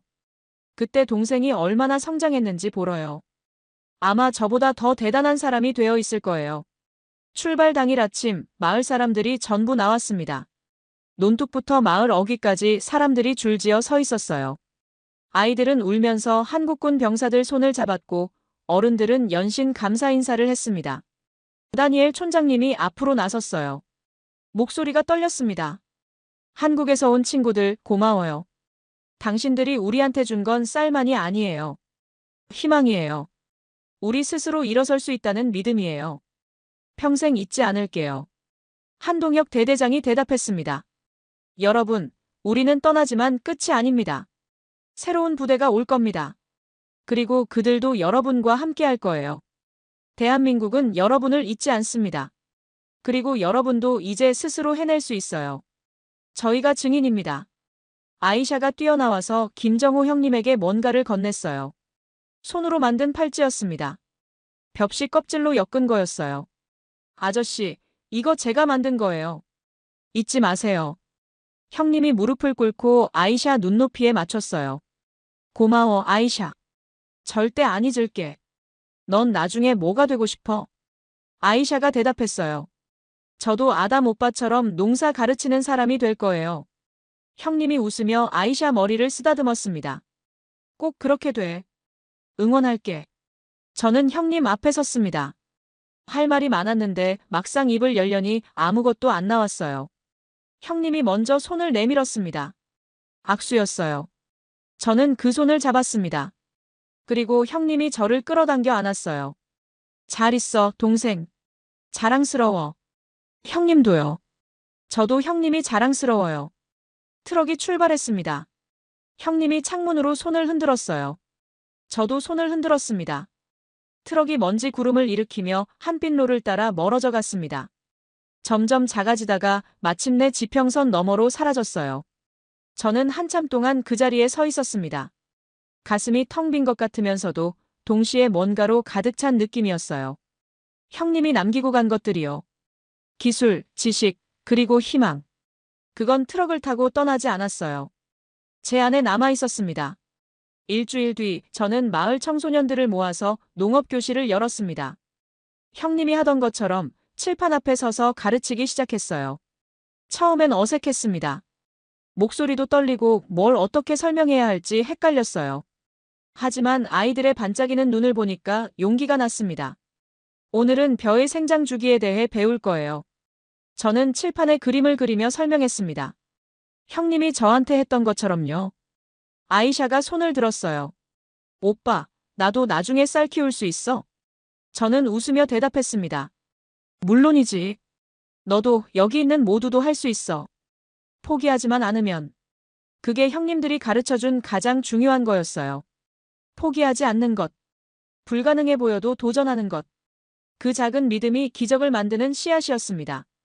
지금도 보루 들판에는 태극기가 펄럭입니다. 한빛부대 새 멤버들이 와서 우리와 함께 일하고 있어요. 그리고 저는 트랙터를 몰며 내일을 꿈꿉니다. 남수단 사람들은 한빛부대를 이렇게 부릅니다. 쌀을 심은 군대. 하지만 저는 다르게 생각해요. 그들이 심은 건 쌀이 아니었습니다. 그건 척박한 땅에서도 절망적인 상황에서도 결코 꺾이지 않는 가능성이라는 이름의 씨앗이었습니다. 그 씨앗은 지금 이 순간에도 자라고 있어요. 제 안에서, 말릭 안에서, 아이샤 안에서, 보르의 모든 사람들 안에서요. 대한민국 국민 여러분, 자부심을 가지셔도 좋습니다. 진짜로요. 여러분의 아들들이, 형제들이 지구 반대편에서 그 어떤 외교관보다 훌륭하게 대한민국의 이름을 빛내고 있습니다. 그들이 보여준 건 단순한 기술이 아니었어요. 따뜻한 인류애였습니다. 포기하지 않는 의지였습니다. 함께라면 해낼 수 있다는 믿음이었습니다. 저, 아담 마디알은 그 기적의 증인입니다. 그리고 이제 저도 누군가에게 그 기적을 전해주는 사람이 되었습니다. 감사합니다. 정말로요. 언젠가 형님이 다시 오면 저는 이렇게 말할 거예요. 형님, 약속 지켰어요. 저도 씨앗을 심는 사람이 됐어요.